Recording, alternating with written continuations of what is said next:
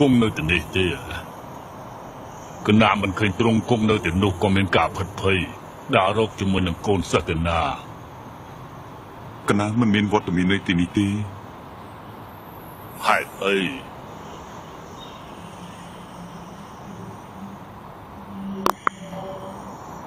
ព្រះអង្គកំពុងតែបង្រៀនសិស្សរបស់ព្រះអង្គហើយដែលកំពុងតែស្ដាប់ការស្វែងរករបស់ព្រះអង្គមិនថាអញ្ចឹងទេបើសិនជាមានសំណួរចេញពីក្នុងចិត្តរបស់អាត្មានោះមិនសមរម្យនៅក្នុងការសួរទៅព្រះអង្គចំពោះមុខសិស្សទេប៉ុន្តែខ្ញុំកណានៅតែពីអ្នកទេនៅទីនេះខ្ញុំកណានិយាយគ្នាមិនមានការរំខានឡើយទ្រង់ចង់មានពុទ្ធិកាថាគឺទៅលើបញ្ហាសេចក្តីទុក្ខមែនទេទ្រង់ជឿដែរទេថាមានទុក្ខសច្ចៈអញ្ចឹងទ្រង់ជឿទេថាសេចក្តីទុក្ខគឺជាចំណងនៃការឈឺចាំកណាបើសេចក្តីទុក្ខកើតមានហើយនោះពេលនេះសេចក្តីទុក្ខបង្កើតឲ្យមានការឈឺចាំប៉ុន្តែ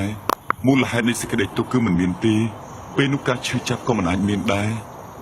ឧទាហរណ៍ដូចជាពន្លឺដែលអាចជួយកម្ចាត់ភាពងងឹតខ្ញុំកណាដឹងថាពុទ្ធិការបស់ព្រះអង្គសុទ្ធតែមានន័យរាល់ជំនឿទាំងអស់ទៅលើបទពិសោធន៍ព្រះអង្គផ្ទាល់ទ្រង់ក៏មានពុទ្ធិកាពីភាពឥតខ្ចោះនិងមានលក្ខណៈពិសេសទ្រង់មានពុទ្ធិកាពីបទពិសោធន៍ការពិតទៅបានហើយគឺផ្លូវទៅកាន់ជួយសង្គ្រោះសត្វលោក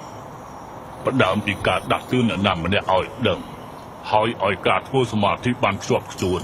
ដែលជួយមនុស្សលោកឲ្យបានច្បាស់ខ្លួនឯងកណាមានសំណួរមួយតើពិធីគោរពបូជានិងប្រពៃណីដែលយើងធ្វើតាមដោយការបន់ស្រន់មនុស្សគឺដោយសារតែទ្រង់មែនទេ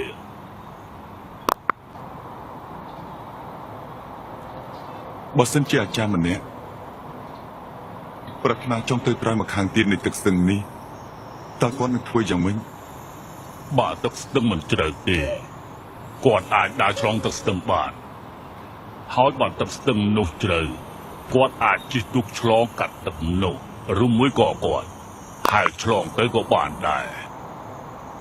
ប្រសិនបើគាត់មិនប្រាថ្នាចង់ដើរឆ្លងកាត់ស្ទឹងហើយគាត់ក៏មិនប្រាថ្នាចង់ហែលដែរប្រសិនបើគាត់មិនប្រាថ្នាចង់ប្រើទូកឆ្លងកាត់ទឹកស្ទឹងនោះទេហើយប្រសិនបាននិយាយថាគាត់បន់ស្រន់ដល់ព្រះដើម្បីឲ្យត្រើយមកខាងទៀតមករកគាត់ដោយខ្លួនឯងពេលនោះយើងហៅមនុស្សបែបនោះថាយ៉ាងម៉េចទៅគឺជាមនុស្សភ្លើមនុស្សដែលមានលក្ខណៈបែបនេះហើយដែលកំពុងតែរកភាពអវិជ្ជាត្រូវតែធ្វើឲ្យគេដឹងខ្លួនឡើងវិញពេលនោះគេនឹងអាចស្វែងរកពន្លឺនៃការពិតដោយគតិបណ្ឌិតរបស់គេទោះបីជាគេធ្វើតាមទំនៀមទម្លាប់និងពិធីគោរពបូជារបស់គេក៏ដោយចុះគឺអាចបញ្ជាក់ឲ្យបានឃើញច្បាស់ថាគេនឹងអាចធ្វើជាសាវកដ៏ពិតប្រាកដខ្ញុំកណាបានអានគម្ពីរបីច្រើនហើយបានរៀនពីគ្រូតែគ្មានគ្រូណាម្នាក់អាចបញ្យល់ឲ្យបានបោះក្បាយទៅលើភាពសច្ចៈនោះទេមិនដែលមានលក្ខណៈពិសេសយ៉ាងនេះឡើយខ្ញុំកណាជឿថាទ្រង់នឹងដឹកនាំផ្លូវលោកដែលកំពុងបង្វេងនេះឲ្យមករកផ្លូវត្រូវដូច្នេះហើយខ្ញុំកណាសូមធ្វើជាសាវករបស់ព្រះអង្គផង